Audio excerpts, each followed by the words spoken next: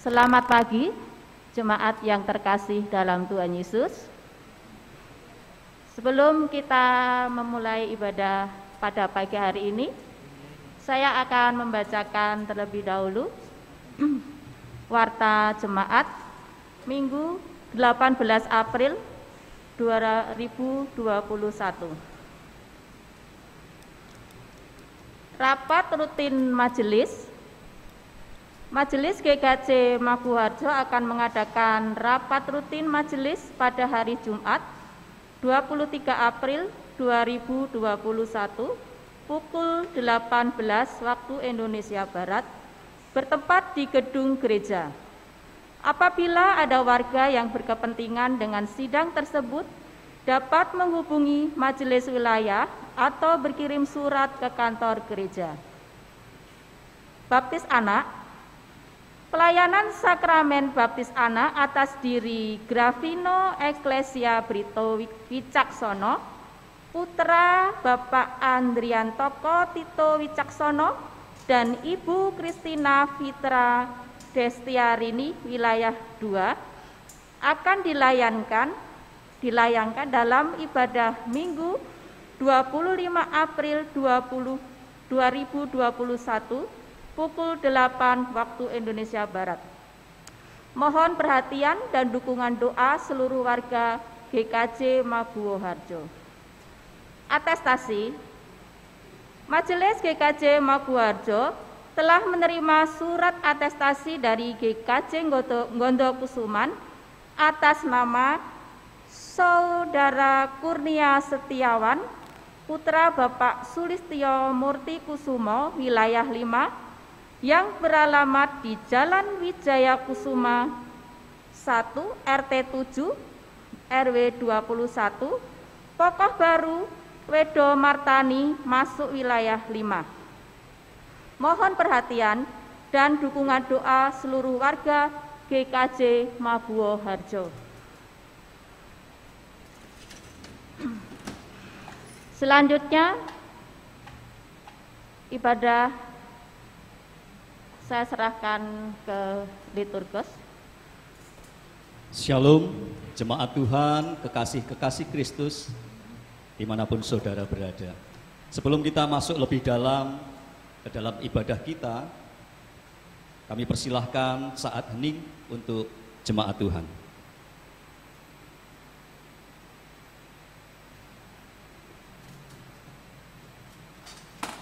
Kami undang jemaat Tuhan untuk bangkit berdiri. Kita akan bersama-sama merayakan betapa Yesus hidup di dalam kehidupan kita. Dan Yesus membuat hidup kita lebih hidup, sebab Dia hidup.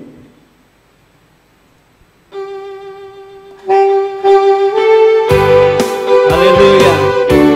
Anak Allah, Yesus namanya.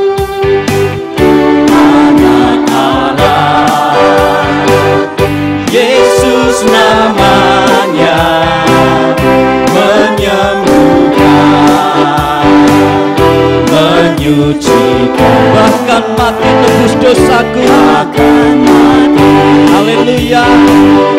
Tebus dosaku, kubur kosong membuktikan Dia hidup. Katakan sebab Dia hidup. Sebab Dia hidup, ada hari esok. Sebab Dia hidup, tak gentar, tak gentar. Karena ku tahu Dia pegang hari esok. Hidup jadi berarti sebab Dia hidup. Haleluya.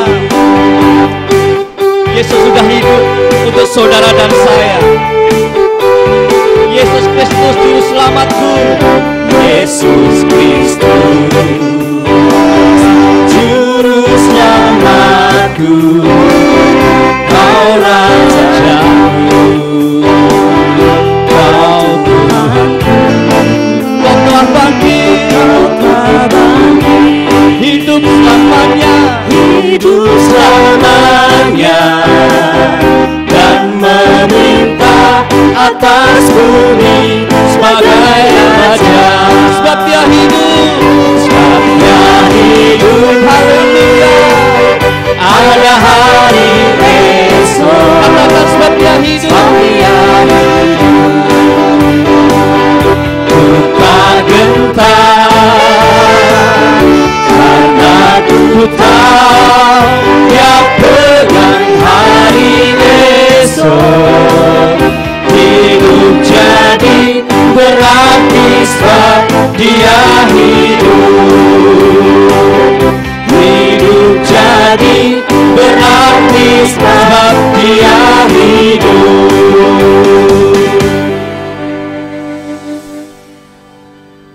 Saudara-saudara, ibadah kita pada hari ini kita mulai dengan pengakuan bahwa pertolongan kita ialah dari Tuhan, Sang Pencipta langit, bumi, dan segala isinya, yang dalam kasih dan kesetiaannya tidak pernah meninggalkan buah perbuatan tangannya.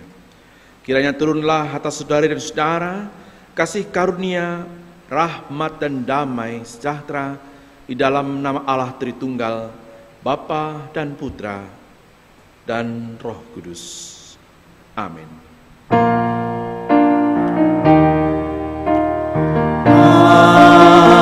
Amin. Amin. Amin. Kami persilahkan jemaat Tuhan untuk duduk kembali. Ya, Kristus sudah bangkit, dan saat ini kita akan bersama-sama bersorak bagi kebangkitan Kristus. Kristus bangkit, soraklah.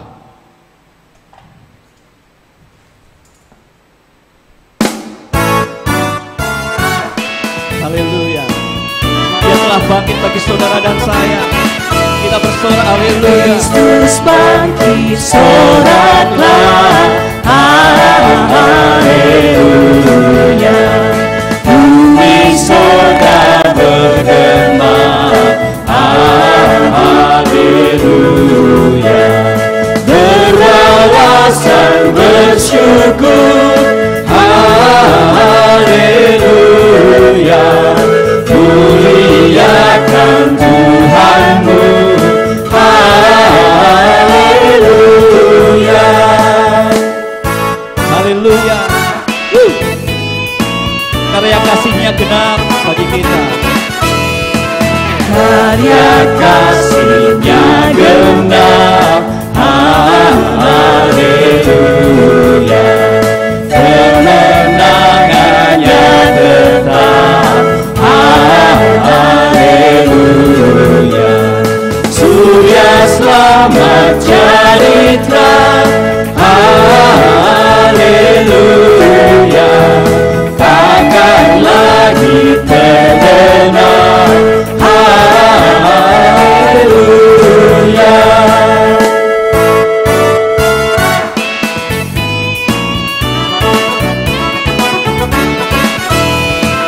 Kuasaku menyerah. Haleluya. Dan neraka takutlah. Haleluya. Kristus jaya atas maut. Haleluya. Dan terbukalah Firdaus. Haleluya. Haleluya. Kristus sudah bangkit bagi setiap umat manusia. Dan saatnya kita akan menikmati hukum kasih, di mana hukum kasih itu menjadi dasar kehidupan bagi setiap orang percaya. Hukum kasih diambil dari Matius 22 ayat 36 sampai dengan 40. Matius 22 ayat 36 sampai dengan 40. Demikian kebenaran firman Tuhan yang memerdekakan kita. Guru, hukum manakah yang terutama dalam hukum Taurat? Jawab Yesus kepadanya, kasihilah Tuhan Allahmu dengan segenap hatimu dan dengan segenap jiwamu dan dengan segenap akal budimu. Itulah hukum yang terutama dan yang pertama. Dan hukum yang kedua yang sama dengan itu ialah kasihilah sesamamu manusia seperti dirimu sendiri. Pada kedua hukum inilah tergantung seluruh hukum Taurat dan kitab para nabi. Haleluya, sungguh Kristus mengajarkan kepada setiap kita untuk saling mengasihi. Dan saat ini kita diberi kesempatan untuk mengakui dosa kita. Kita akan memuji Tuhan dengan nyanyian penyesalan karena salib-Mu.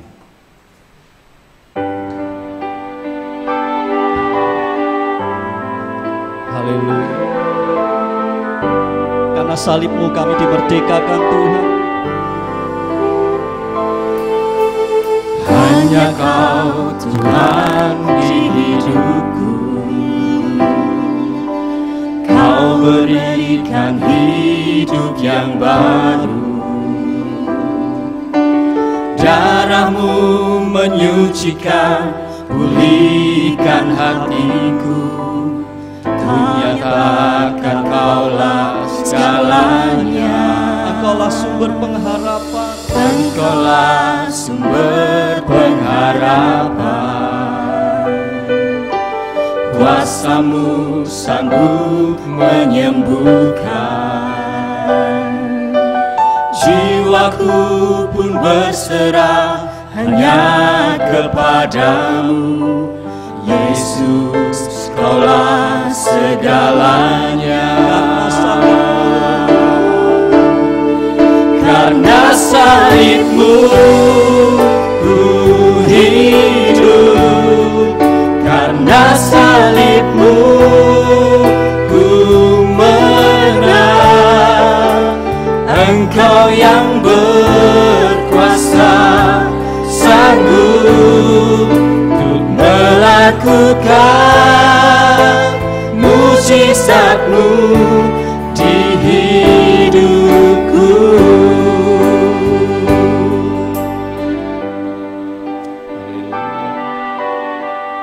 Hanya oleh karena salib-Mu Tuhan, kami dimerdekakan. Haleluya. Hanyalah Tuhan di hidupku, Kau berikan hidup yang baru. Kau berikan hidup yang baru. Darah-Mu menyucikan, pulihkan hatiku. Kunyatakan Kaulah segalanya. Engkaulah sumber pengharapan. Engkaulah sumber pengharapan. Kuasa-Mu sanggup menyembuhkan. Amin. Jiwaku pun berserah hanya kepadamu. Yesus, Kaulah segalanya. Mari nyatakan. Karena salib-Mu ku hidup, karena salib-Mu ku menang. Engkau yang berkuasa sanggup untuk melakukan mujizat-Mu. Karena salib-Mu ku hidup, karena salib-Mu ku menang. Engkau yang berkuasa sanggup untuk melakukan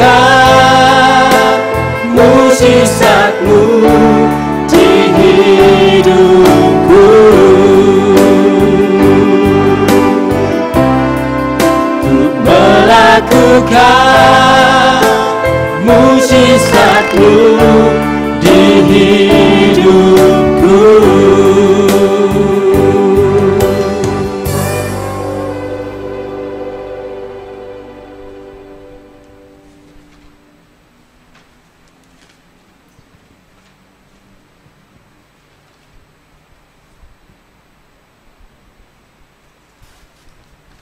Mari kita berdoa mohon pengampunan dosa. Allah Bapa Surgawi, Tuhan Yesus Kristus, Allah Roh Kudus, kami adalah umat-Mu yang sudah Engkau tebus di dalam kehidupan kami. Namun seringkali kami masih jatuh dan jatuh Tuhan, oleh karena dosa pelanggaran kami. Mungkin kami menyakiti hati sesama kami, oleh perkataan kami, oleh perbuatan kami, baik yang kami sengaja maupun yang tidak kami sengaja. Oleh sebab itu pada saat ini Tuhan, kami memohon ampun atas segala dosa-dosa kami. Hanya di dalam nama Tuhan Yesus Kristus kami sudah berdoa dan mengucap syukur. Haleluya. Amin. Saudara-saudara, marilah dengan berdiri kita menerima berita anugerah yang terambil dari surat 1 Yohanes pasal 3 ayat 1a yang demikian. Lihatlah betapa besarnya kasih yang dikaruniakan Bapa kepada kita, sehingga kita disebut anak-anak Allah, dan memang kita adalah anak-anak Allah. Petunjuk hidup baru terambil dari Lukas pasal 24 ayat 47 sampai 48 yang demikian. Dan lagi dalam namanya berita tentang pertobatan dan pengampunan dosa harus disampaikan kepada segala bangsa mulai dari Yerusalem. Kamu adalah saksi dari semuanya ini. Kami mau Tuhan untuk hidup kami fokus hanya kepadamu. Dan kami nyatakan saat ini kesanggupan kami bahwa mata kami hanya tertuju padamu. Mataku tertuju padamu.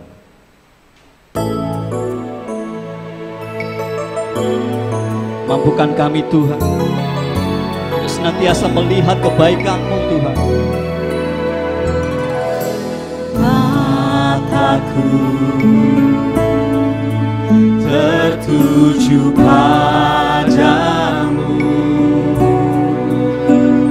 segenap hidupku ku serahkan padamu. Bimbing aku masuk rencana-Mu, untuk membesarkan kerajaan-Mu. Ku mau mengikuti kehendak-Mu ya Bapa. Ku mau selalu menyenangkan hati-Mu.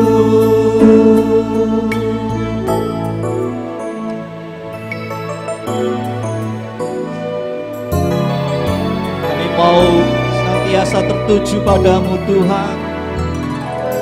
Mataku tertuju padamu, segenap hidupku ku serahkan padamu. Bimbing aku masuk rencana-Mu, untuk membesarkan kerajaan-Mu. Kau mau mengikuti, Ku mau mengikuti kehendak-Mu ya Bapa. Ku mau menyenangkan hatimu.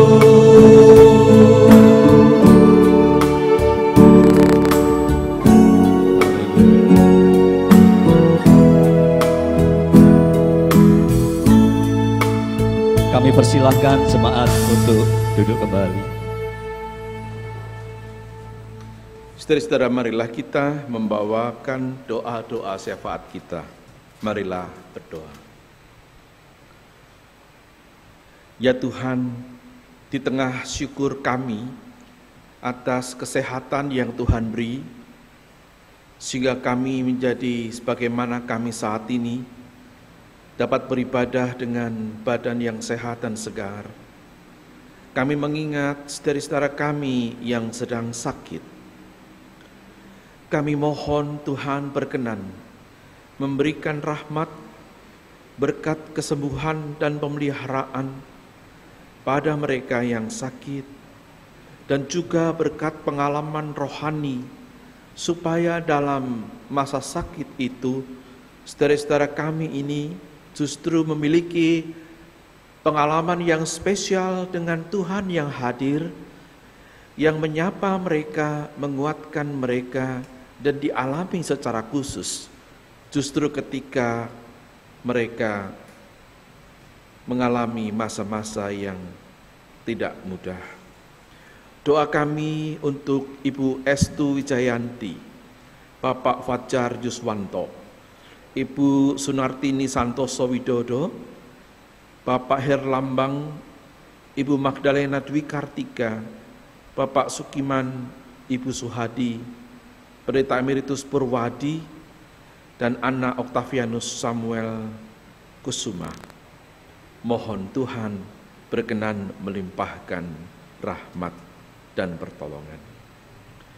Kami pun bersyukur bersama dengan saudara-saudara kami yang dalam rentang minggu ini berulang tahun, saudara Dwi Monda, anak Mikael Evananta, Ibu Diasiwi, Ibu Nini Aprianti, anak Kai Nikolas, Ibu Puji Sayekti, saudara Elizabeth Reza, Ibu Enistri Rahayu, anak Angela Esther Ayora, Bapak Haryo Gunadi, juga anak Ivana Elora, Bapak Prawatya, Ibu Aspi Kristiati, saudari Hana Ariana, Bapak Happy Hiantoro, Ibu Wasinah Sunarto, Ibu Dinar Friski, anak Dea Ananda, Bapak Ibnu Mardioko, dan saudara Christian Anugraha.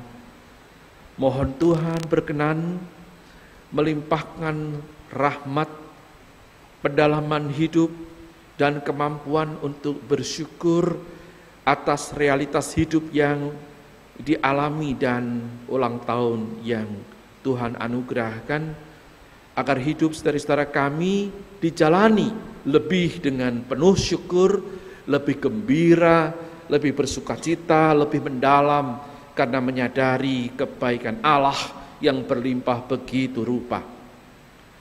Kami menyerahkan bangsa dan negara kami dalam pimpinan Tuhan, dalam segala dinamika politik, sosial, kultural, berbagai macam kehidupan ideologis kami bersama, juga dalam bersama-sama tetap menghadapi pandemi COVID ini. Tuhan kiranya memberkati Indonesia, memberkati pemimpin kami, keputusan-keputusan strategis yang diambil agar menghasilkan keadilan dan kebenaran, perdamaian, dan juga memperhatikan seluruh tata cipta, seluruh ciptaan-Mu yang meliputi bumi, air, udara, dan segala macam tumbuhan dan fauna, flora yang ada di dalam negara kami. Sehingga sebagai bangsa kami dapat semakin merasakan mutu kehidupan sosial bersama yang meningkat.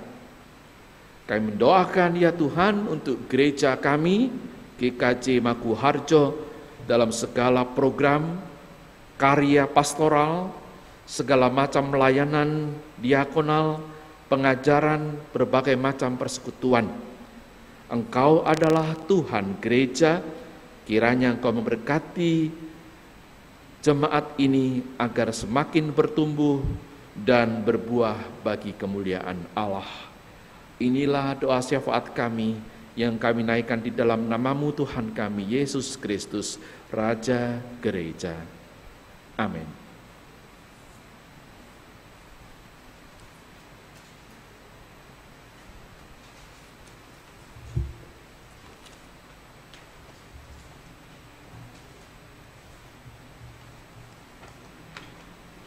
Bapak, Ibu, Saudara yang dikasihi dan mengasihi Tuhan kita Yesus Kristus, di tengah-tengah kebaktian ini kita diberikan kesempatan untuk mengumpulkan persembahan yang berupa uang. Sebagai dasar dalam kita mengumpulkan persembahan diambil dari Roma 12. Roma 12 ayat 1 dan 2 yang demikian. Karena itu, saudara-saudara, demi kemurahan Allah, aku menasihatkan kamu supaya kamu mempersembahkan tubuhmu sebagai persembahan yang hidup, yang kudus dan yang berkenan kepada Allah. Itu adalah ibadahmu yang sejati. Janganlah kamu menjadi serupa dengan dunia ini, tetapi berubahlah oleh pembaruan budimu, sehingga kamu dapat membedakan manakah kehendak Allah, apa yang baik, yang berkenan kepada Allah, dan yang sempurna. Engkau Tuhan Allah yang menciptakan langit dan bumi, dan saatnya kita mengucap syukur atas segala berkat Tuhan. Untuk mengiringi persembahan kita akan nyanyikan pujian Betapa Kita Tidak Bersyukur.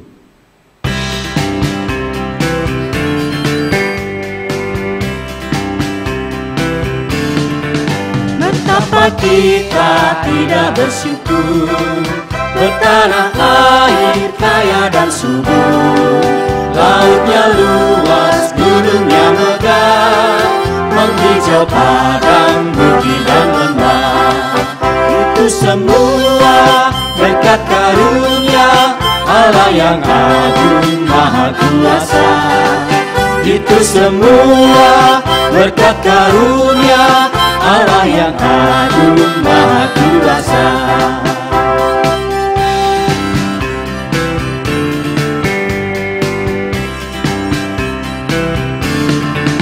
Alangkah indah pagi mereka, bermangi cahaya surya nan cerah. Di tingkat hijau burung tak henti, bunga pun bangkit harum berseri. Itu semua berkat karunia Allah yang agung maha kuasa. Itu semua berkat karunia Allah yang agung maha kuasa. Mari kita berdoa dengan berdiri.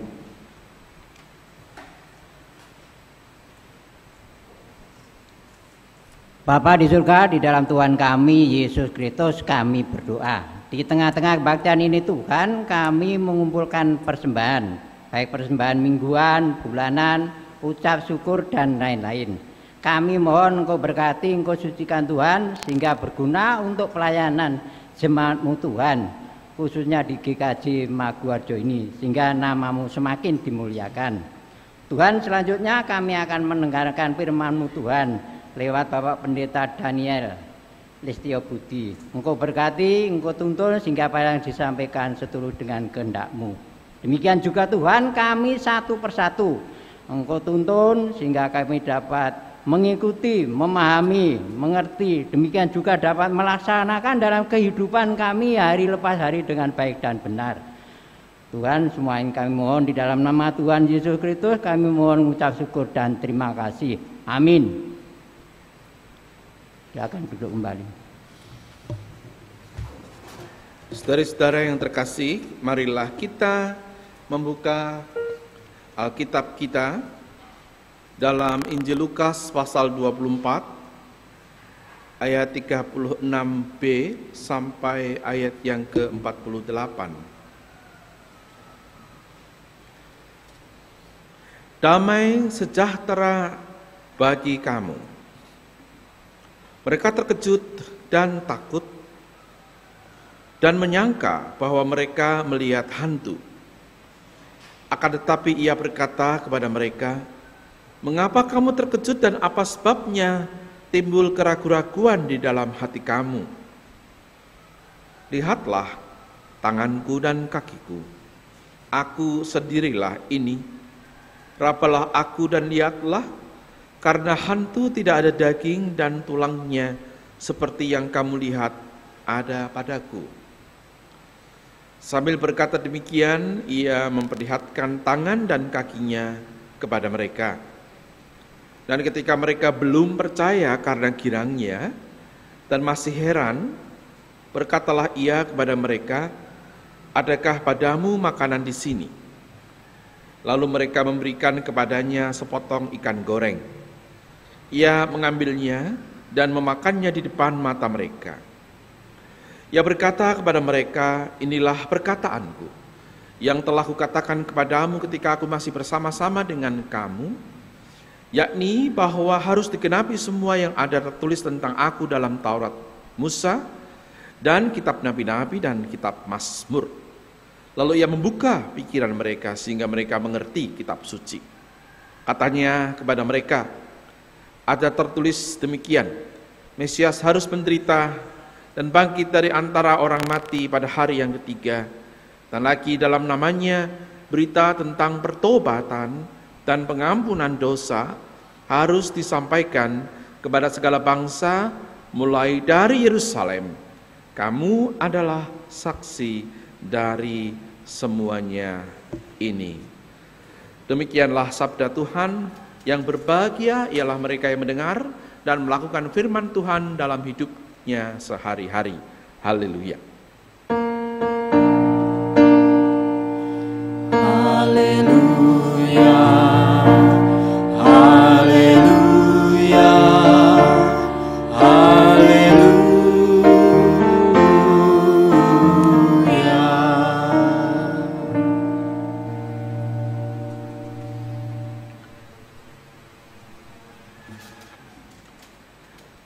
Dibandingkan para murid, kita tidak terlalu beruntung memang. Karena kita tidak melihat sendiri Yesus yang bangkit itu menjumpai kita. Itu harus diakui. Jadi kalau kita melupakan bahwa kita bukanlah penyaksi mata, lalu kita kemudian merasa bersalah karena kadang-kadang kita ragu apakah betul dia bangkit, saya kira tidak usah terlalu dilebih-lebihkan. Wajar kok meragukan kebangkitan Yesus, itu wajar sekali, karena memang tidak masuk akal. Ini peristiwa yang melampaui akal. Dalam diskursus pengetahuan epistemologi itu ada hal-hal yang masuk akal, make sense. It means it fit with our empirical experience. Cocok dengan pengalaman empiri, indrawi. Lihat, indrawi mata, telinga, hidung, kulit, ya, bau. Kita bisa meraba, melihat, mendengar, membaui, menyentuh, itu dan masuk akal di logika kita. Itu disebut dengan istilah positivistik. Empirisme positivistik, biasanya hard science begitu. Walaupun hard science yang bagus selalu mengakui ada anomali, selalu. Para ahli hard science yang bagus justru akan bilang betapapun logis dan bisa dikalkulasi, selalu ada titik-titik tertentu yang bersifat anomali. Tapi seumumnya itu dikatakan pengetahuan yang empiris. Dan lalu kita menjadi tenang karena nalar kita terpenuhi logikanya, indera kita menyaksikannya. Nah, ada juga yang disebut irasional, make sense, tadi sekarang doesn't make sense. Jadi tidak masuk akal, tidak mencukupi kriteria untuk dikonfirmasi oleh nalar logika dan empirisme positivistik dalam pikiran kita. Yang begini lalu kita bilang entahlah tahyul lah, atau omong kosong lah, atau berita kaleng-kaleng ya istilah sekarang. Tapi ada juga dimensi ketiga yang disebut transrasional, beyond rasio. Artinya menyadari bahwa ada banyak hal yang rasio kita, empirisme, logika, positivistik kita tidak cukup, tidak mampu grasp, ya, tidak mampu memindai, tidak mampu merengkuhnya, tidak mampu. Macam-macam itu. Jangan terlalu cepat bicara soal Allah. Memang Allah itu kan tidak bisa dijelaskan dengan nalar, sehingga dalam ucapan Jawa kita tahu istilah Gusti Allah menika tan kena kinoyo ngopo, ya, tidak mampu kita jelaskan. Dia selalu melampaui konsep-konsep teologis kita. Juga dalam pengalaman-pengalaman kemanusiaan ada banyak hal yang transrasional. Misalnya cinta. Cinta. Apa itu cinta? Bagaimana itu cinta? Coba jelaskan kalau bisa. Kan susah. Begitu Anda menjelaskan cinta secara psikologis, sosiologis, anatomis, biologis, malah tidak asik. Oleh karena itu para penyair mengungkapkan cinta dengan bahasa metafor kan. Misalnya, katakanlah dengan bunga. Nah, itu cukup. Atau kalau mau dipuisikan, ya mungkin seperti Sapati Djoko Damono itu, yang puisinya membuat kita sadar bahwa kalimat itu sebetulnya mau mengatakan kata-kata tak bisa menjelaskan cinta. Dia bilang begini, aku ingin mencintaimu dengan kata yang tak sempat diucapkan api kepada kayu yang menjadikannya abu. Coba bagaimana Anda bisa menalar begitu? Cinta ya cinta. Maka kita kadang-kadang sulit menjelaskan kok bisa laki-laki jelek gitu kok istrinya cantik. Kok bisa? Lalu kita pakai lagu zaman dulu. Cinta itu seperti kupu-kupu. Cinta itu seperti kupu-kupu yang terbang tinggi, hinggap di mana saja yang dia ingini. Mati ya udah. Heran kan kita, kok bisa ya? Logika kita ganteng dapat cantik kan? Ini kan enggak. Di jemaat itu banyak loh. Ibunya cantik-cantik gitu, bapaknya kurang gitu ya, kebanyakan sih. Kalau yang berbalikan itu agak jarang. Yang laki-laki kinclong, yang perempuan tidak glowing itu jarang. Yang sering terjadi itu tadi, yang perempuan glowing banget, yang laki-laki oh my god gitu. Tapi kenapa bisa begitu? Ya cinta kok, nggak masuk akal. Lah memang, nah ya kan, ada dimensi yang akal kita tidak bisa menjangkaunya. Nah kira-kira kelompok ketiga inilah, saudara, yang beyond rasio, transrasional, yang menjadi diskursus dari realitas religius seperti yang dialami oleh para murid itu, yakni melihat Yesus yang bangkit menampakkan diri. Kita tidak melihat, tapi walaupun kita tidak melihat, kita bisa mencapai titik yang sama dengan para murid. Nanti kita periksa teks kita ya. Nah teks ini memang murid-murid terus terang lebih beruntung dari kita, seperti kata-kata saya pertama tadi, karena ketika mereka sedang bercakap-cakap, jadi peristiwanya itu sebetulnya mereka sedang merespon kedatangan dari Kleopas dan temannya dalam Lukas pasal 24, yang baru saja cerita bahwa mereka berjalan dari Yerusalem ke Emmaus. Sepanjang jalan ada orang ikut ngobrol, lalu diskusi, dan lalu orang ini malah mengajar mereka macam-macam hal.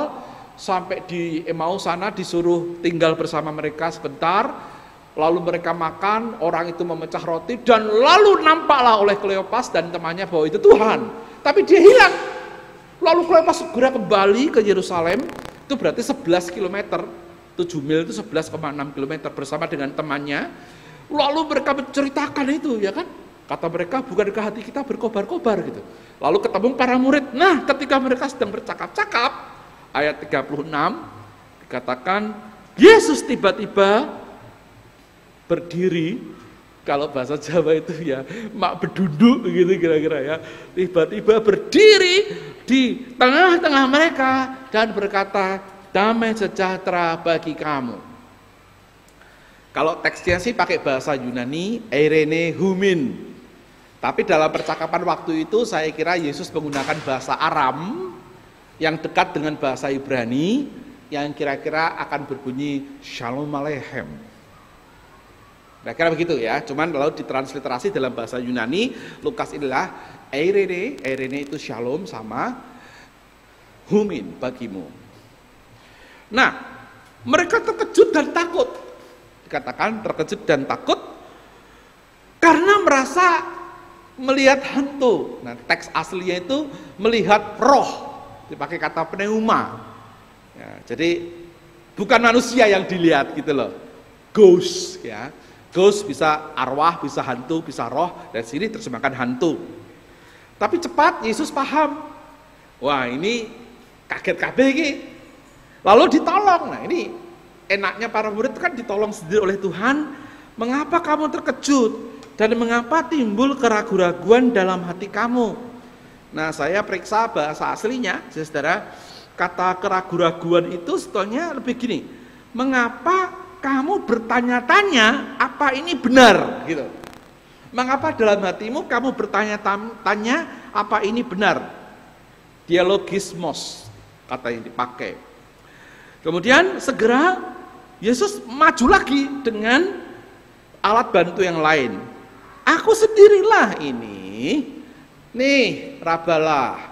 Ya, dia memberi bukti dan mempersilahkan bukti itu, ya ini kehadirannya itu dikonfirmasi. Nah, rabalah, lihatlah, hantu tidak ada daging dan tulangnya. Masih begitu, ya, ia memperlihatkan tangan dan kakinya. Mereka belum percaya karena ini saking herannya. Jadi berubah, tadinya takut, pobos, sekarang heran, masih belum percaya. Yesus menambahkan lagi penguatan berikutnya, wes ngene. Ana panganan apa ora? Apakah ada makanan padamu? Lalu mereka memberikan kepadanya ikan goreng. Ikan goreng, saudara. Dan Yesus mengambilnya dan memakannya di depan mata mereka. Jadi kalau ada teka-teki Alkitab, ikan apakah yang dimakan oleh Yesus? Ikan goreng.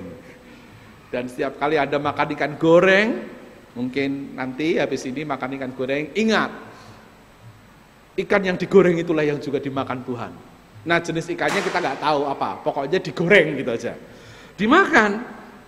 Setelah dimakan berarti kan Yesus mau mengatakan, aku bukan hantu loh, bukan pneuma, bukan roh, malah peganglah. Tapi tidak ada seorang pun yang memegang ya di sini. Dia hanya mempersilahkan dan lalu minta makan untuk dimakan di depan mata mereka.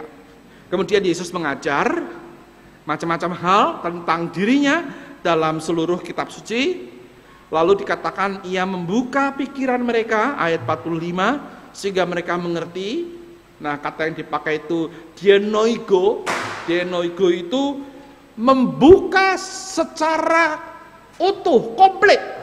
To open up completely. Jadi mencerahi mereka habis-habisan.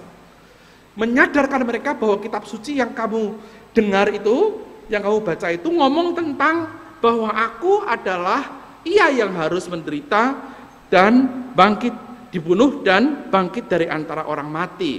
Dan dalam namaku berita tentang pertobatan dan pengampunan dosa harus disampaikan kepada semua bangsa, mulai dari tempat ini, Yerusalem. Dan kamu, para murid, adalah martures, saksinya.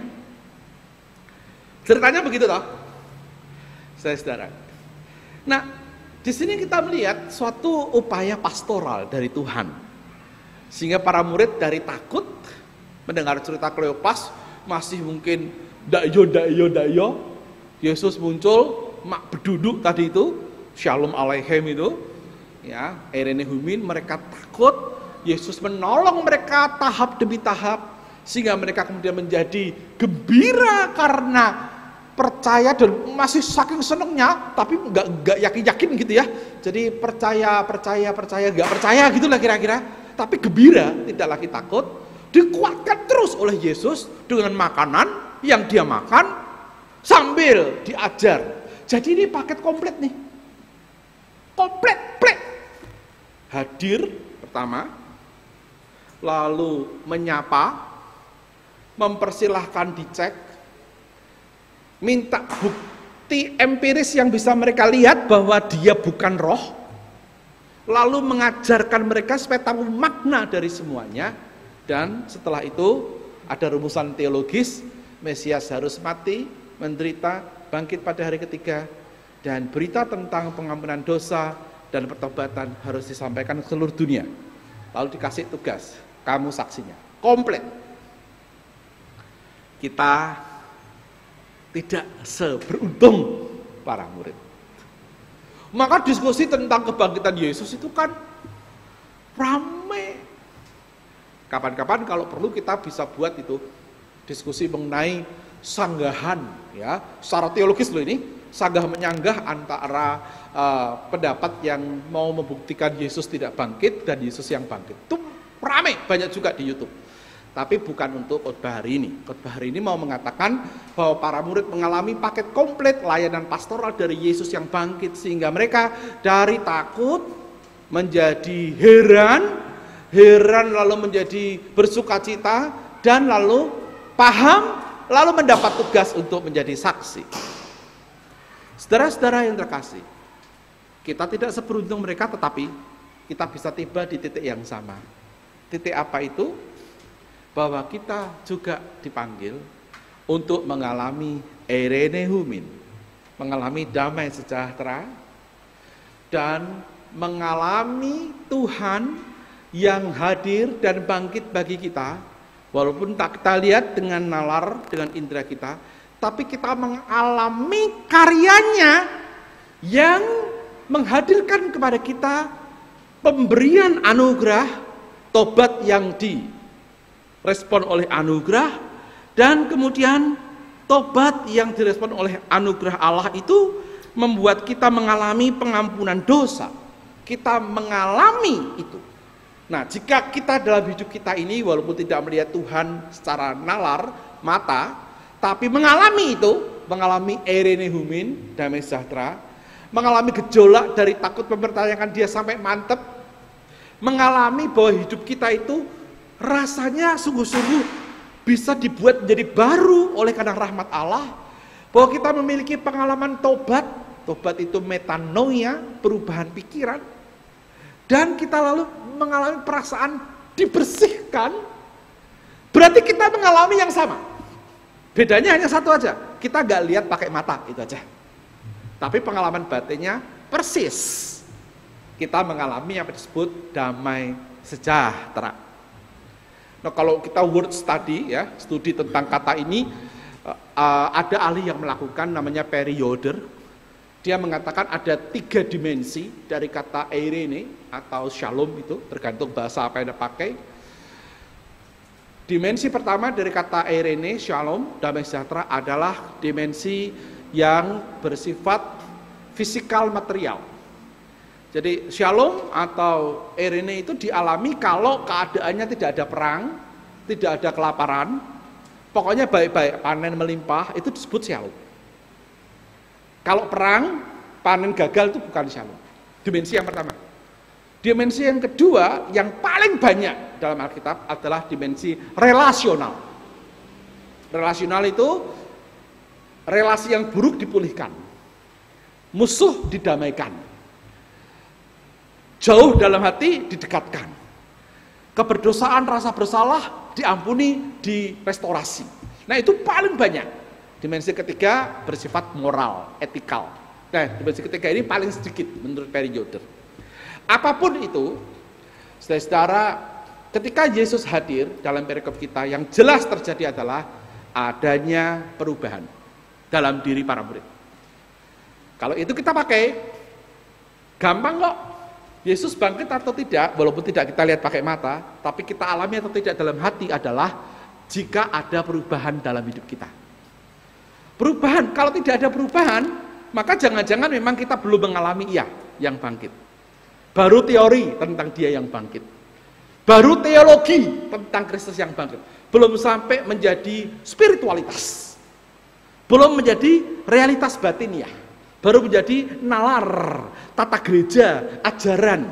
Sebelum sampai menjadi bagian yang kita hayati begitu rupa sehingga dia meresap ke dalam sumsum kita, gitu. Urat nadi dan darah kita secara rohani. Tapi kalau sudah, maka sebetulnya walaupun kita tidak melihat Dia yang bangkit, tidak lihat Yesus makan nasi ikan goreng, kita sudah mengalami yang dialami para murid, yakni perubahan dari takut menjadi sukacita. Dan kita juga mendapatkan tugas yang sama, kan? Kau yang telah mengalami dalam karya Sang Anak itu ada daya anugerah, sehingga kalau engkau bertobat, dosamu diampuni dan kamu menjadi saksi, dan kamu lalu mengalami hidup yang shalomik, eirenik, penuh damai sejahtera. Itu yang kamu harus wartakan kepada dunia. Di situ kita sama persis dengan para murid. Memang versi ini beda dengan versi Yohanes mengenai Thomas ya. Kalau Thomas kan dikritik karena kayak kita, dia sebelum melihat tidak percaya. Tapi kalau yang di sini para murid langsung mendapatkan konfirmasi dari Yesus sendiri. Kita tidak terlalu beruntung, tetapi kita tetap beruntung karena walaupun kita tidak melihat dengan mata, kita mengalami seperti yang dialami para murid. Saudara-saudara, dalam tradisi spiritualitas timur ada cerita tentang pertanyaan setelahnya. Begini pertanyaannya, anak-anak yang minum susu mestinya gemuk. Nah ini ada anak-anak minum susu kok tidak gemuk. Mengapa? Ini pertanyaan spiritual loh. Memang memakai contoh sangat sederhana, tapi sebetulnya ini spiritualitas. Kalau anak-anak minum susu, mestinya badannya jadi gemuk. Ini anak-anak minum susu, kenapa badannya tidak gemuk? Maka ada 3 opsi. Opsi pertama adalah mungkin sekali mereka tidak sungguh-sungguh meminum susu. Bisa kan? Nampaknya minum terus dilepeh gitu. Bisa. Ini rohani loh ya, Anda bisa bayangkan maksud saya. Jadi ketoke ngombe susu jebule ora gitu loh. Karena kalau mereka minum susu harusnya gemuk dong. Ini ke orang. Opsi 1, mereka tidak sungguh-sungguh minum susu. Kedua, ada sesuatu yang salah dalam tubuh mereka, sehingga walaupun mereka minum susu, susu itu tidak berdampak. Ya kan? Bisa toh? Kelainan tertentu, digestingnya, sistem penyerapannya, macam-macam. Ketiga, nah ini yang paling tajam. Karena susu yang mereka minum bukanlah susu.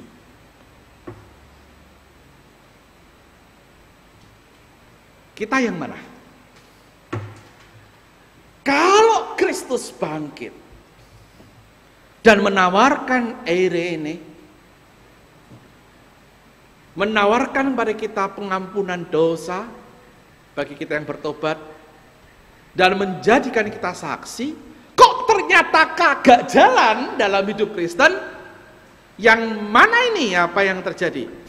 Apakah kita tidak sungguh-sungguh minum susu, minum sebentar kita lepeh, atau susunya sitik campur banyu-banyu gitu sehingga kadar susunya sedikit sekali sehingga gak gemuk-gemuk, atau something wrong within us, ada yang salah dengan diri kita sehingga susu sebanyak apapun, limpah rahmat Kristus sebanyak apapun tidak bisa membuat kita gemuk. Ada yang salah dalam diri kita, harus diperiksa. Atau jangan-jangan yang kita minum bukan susu. Nah, tapi apakah Kristus tidak bangkit? Kan Kristus bangkit. Walaupun nalar kita tidak mencukupi tadi, dimensi ketiga, transrasional. Jadi sebetulnya itu sungguh-sungguh susu dong. Lalu kalau tidak terjadi perubahan dari takut jadi sukacita, tidak mengalami pengalaman sungguh-sungguh sehingga hidup kita lalu mengalami rahmat, mengalami perubahan pikiran, metanoia, dan menyaksi, jangan-jangan susu itu tidak sungguh-sungguh kita minum. Atau kita minum sedikit, campur air kebanyakan gitu. Atau tadi, ada sesuatu yang salah dalam diri orang-orang Kristen.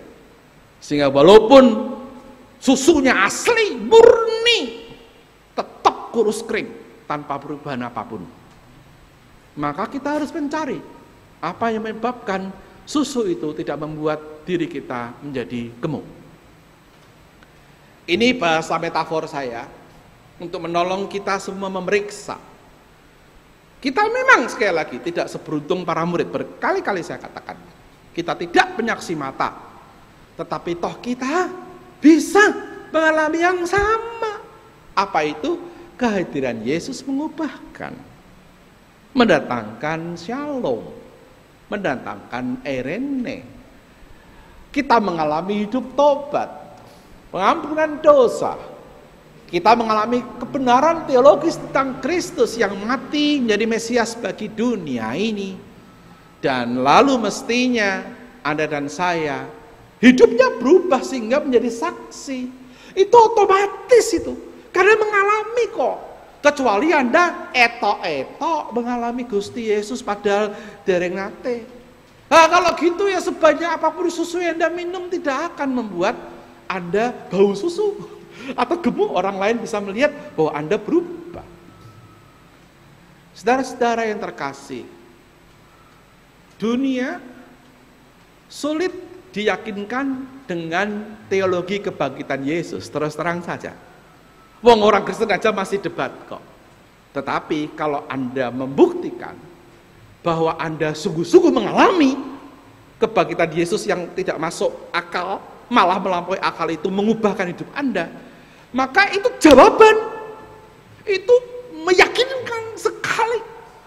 Kita bisa mengatakan memang tidak masuk akal, silakan debat, monggo aja. Aku juga heran kok, tetapi aku mengalami itu, mengalami efeknya seperti para murid. Nah, kalau itu bisa kita katakan, maka kita tidak perlu banyak mendebat orang, hanya yang perlu adalah menunjukkan Yesus bangkit. Itu buktinya adalah ya hidupku ini, hidupku yang berubah ini, takutku berubah menjadi sukacita ini, sejahtera itu ku alami walaupun banyak hal tak ku mengerti. Ya uripku iki tanda bahwa Kristus bangkit. Aku minum susunya, sungguh-sungguh ku minum susu itu murni, dan aku membuktikannya lewat pengalaman hidupku sendiri. Semoga demikianlah kesaksian kita pada dunia. Amin.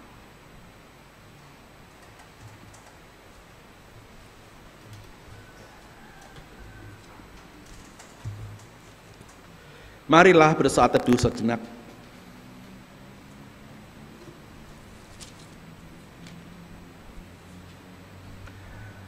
Kristus Tuhan yang bangkit,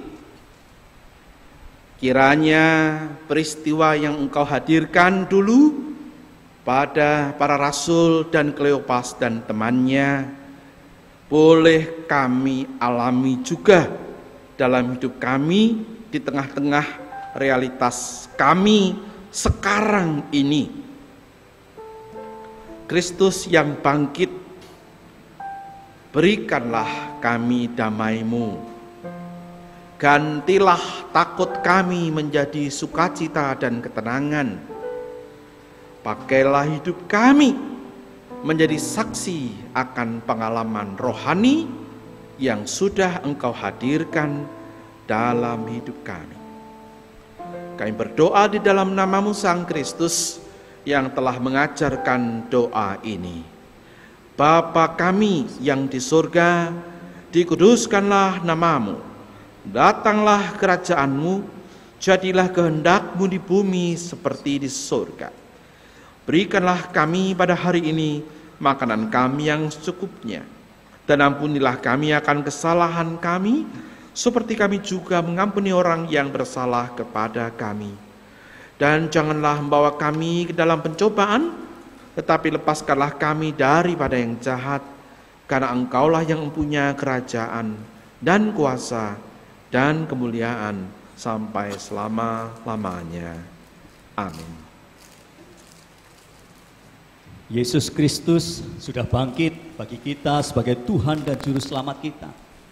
Dan biarlah Dia tinggal tetap di dalam kehidupan kita dan kita tinggal di dalam Kristus. Mari saudara dan saya, kita teladani karya Kristus dengan melayani. Kami undang jemaat untuk bangkit berdiri.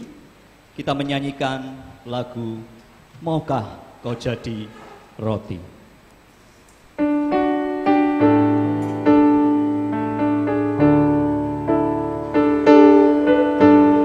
Meneladani Engkau Kristus dengan melayani dan melayani.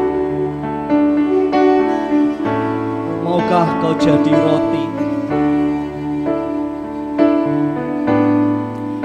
Maukah kau jadi roti yang terpecah bagiku? Maukah kau jadi anggur yang tercurah bagiku? Maukah kau jadi saksi memberitakan Injilku, melayani, mengasihi lebih sungguh.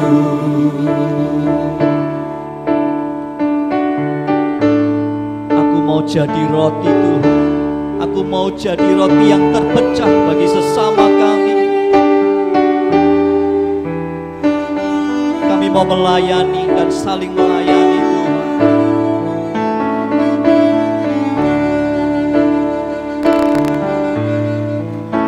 Aku mau jadi roti yang terpecah bagimu. Aku mau jadi anggur yang tercurah bagimu. Aku mau jadi saksi memberitakan Injilmu, melayani, mengasihi lebih sungguh.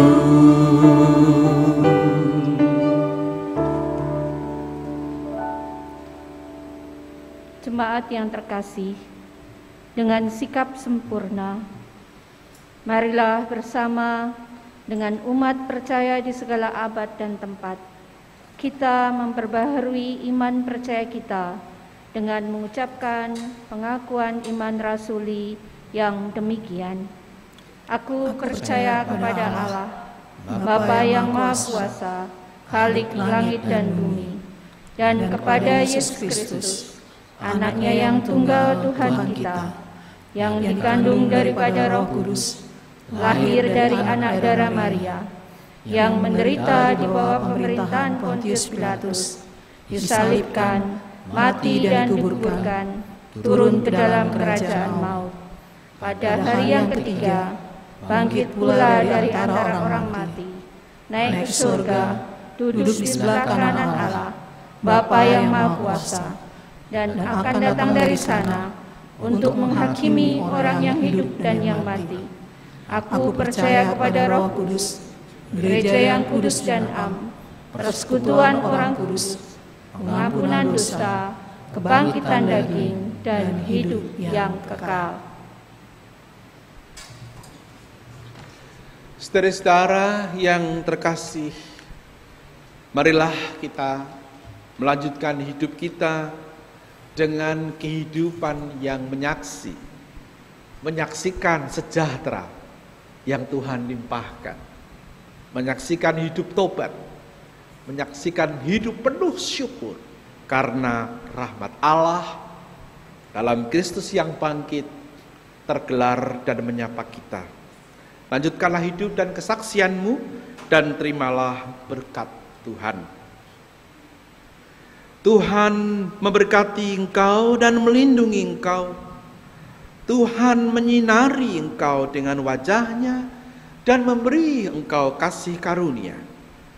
Tuhan menghadapkan wajah-Nya kepadamu dan memberi engkau damai sejahtera. Amin.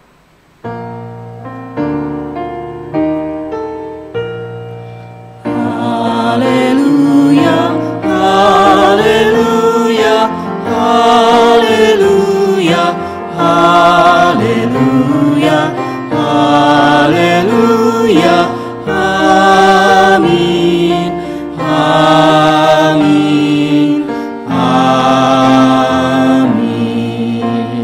Kami persilahkan jemaat untuk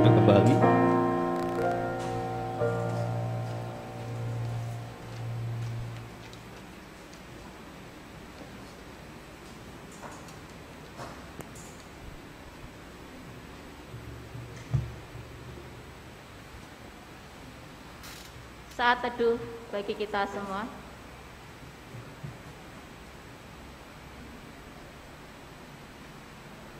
Cukup?